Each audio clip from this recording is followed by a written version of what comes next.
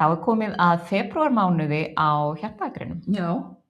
Við erum búin að vera í mikilli vinnu í janúar. Þau sem hafa verið með okkur frá upphafi í janúar hafa líklegast verið að gera draumaspjallið sitt og vonandi hefur það bara gengið vel og við allavega erum búin að vera spenntar allan janúarmánuð að fá að sjá spjöldin ykkar og þegar þið eruð að horfa á þetta erum við vonandi búin að fá að sjá hellinga. Já. Og við vonum allavega að þeir sem hafa komið inn ný á Hjartagrinn í janúar velkomin enn og aftur. Ennilega velkomin, já.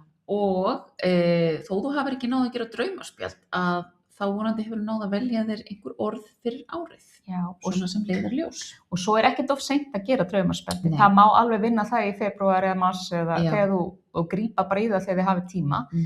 En það rosalega góður fókus til að vinna eftir. Já. En nú ætlum við að skipta. Þema. Nú ætlum við að fara í þema febrúarmánaðar. Já. Og þema mánaðarins flæði. Já. Þannig að við ætlum að fara úr því að vera að grafa og við erum búin að vera svo diskurgrónum í janúar og við ætlum að taka febrúarmánuð bara hreinlega í að æfa okkur í að upplifa. Og þegar við vorum að miðla þessu efni þá kom mjög sterk skilaboð með að þetta sé snúist fyrst og fremst það að upplifa. Já. Og að við lærum að flæði, því að við tölum alltaf að lífið þarf að vera í flæði og þetta það allt hitt og þetta þarf að vera í flæði. Jú. En hvað þýðir það? Hvað þýðir flæði fyrir okkur og hvernig vitum við að hlutirnir eru í flæði eða ekki? Og það líka bara svona oft þessi misskilningur að ég ætla bara að vera í flæðinu og ég ætla bara að fylgja því og eins og við rekum bara stefnulaust. Já. En við ætlum ekki að reka stefnulaust, við ætlum að nýta okkur flæðið og nýta okkur orku mánaðarins til þess að finna hvort við séum í raun og veru í flæði þá í þeirri tengingu að við séum í flæði við það sem við þurfum á að halda. Já. Og að sjálfsögðu allar ár renna til sjávar á endanum þannig að við endum öll á sama staðnum kannski. Já. En svo við líka átt okkur á því að sjórinn stór og það eru margir áfangastaðir þar þannig að við viljum vita hver stefnan en við viljum samt leyfa okkur að flæða.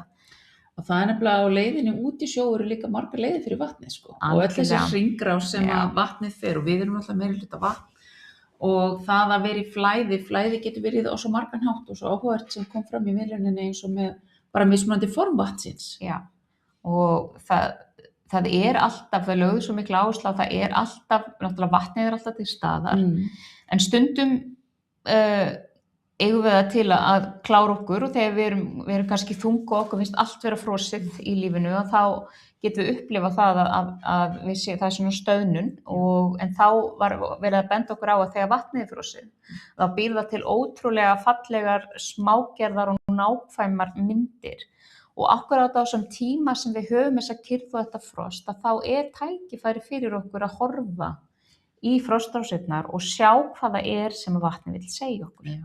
Því að það ekki fyrir við komum auga það sem þarf að heila og breyta og sem að við getum byrjað að bræða ísinn aftur og vatnið farið að flæða á ný. Akkurat, og stundum þurfum við að stoppa til þess. Já. Það alveg þannig. Og stundum búið að vera rosalega mikið að gera hjá okkur. Við keyrum okkur áfram, stundum stefnulaust og hugsunarlaust og þegar það gerist, þegar kemur ómikil hiti í vatni, þá gufar vatnið upp. Akkurat, en þá myndar það alls konar myndir á himninum. Já, það alls konar skýjamyndir, en það líka rok í háloftunum og við stjórnum því ekki hvert skýin fari í háloftunum og við náum ekki skýjunum aftur niður til okkar. Nei. Þannig að það eina sem við getum gert að hægja á okkur þannig að vatnið hætti að gufa upp frá okkur. Ég fannst þetta mjög flott myndlíking hjá þeim. Já, mjög skemmtilegt. Ég segi það. Já. En það verður gaman að skoða akkurat þetta flæði og mér finnst þetta svo eðlilegt framhald af draumaspjaldinu.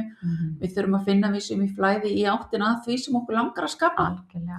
Og þá svo gott að æfa okkur í að finna hvar við erum akkurat á réttri leið og hvar við erum svona að tengjast og taka skrefin í áttina þessu sem við ætlum okkur að láta verða á þessu ári og þá þurfum við þetta flæði. Já, og það skiptir máli líka við áttum okkur á því að líkaminn okkar, hann svo dásamlegur áttaviti líka. Það ekki bara hjarta sem vísar okkur veginn heldur, lætur líkaminn okkar alltaf vita hvort við séum í flæði eða ekki. Akkurat. Og þess vegna þurfum við að læra að upplifa það hvað flæði í líkamannum, hvernig tilfinning það og við ætlum að æfa okkur bara í þessum mánuði, við ætlum að æfa okkur að flæða með vatninu, það verða til dæmis útiæfingar, ég ætla ekki að láta okkur flæða niður einhverjar ár, Nei, það verður ekki það er ekkert yfirröfting. En ég veit að þegar ég segi útiæfing að þá kemur mótstaða hjá ýmsum sem við þekkjum. Jú. En við viljum bara hvetja ykkur til þess að nýta tækifæri til vaxtar og það að við vinnum aldrei sigra ef að við stígum ekki aðeins út fyrir það sem við teljum okkur nenna eða þurfa. Já, það er nefnilega gott að upplifa nýja hluti og að fara, og við ætlum að fara út og við vitum að það er febrúar. Við höfum líka alveg verið úti í hríð að hugleiða í febrúar en það er bara alveg hægt sko.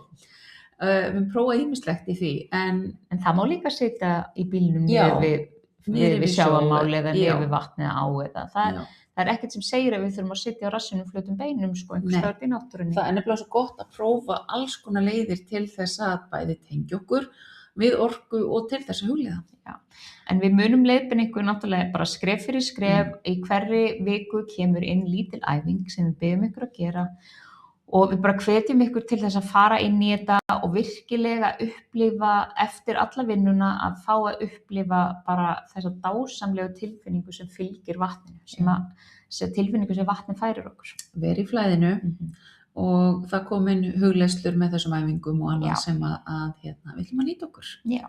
Við hlökkum til að vera með ykkur í mánuðinu. Já.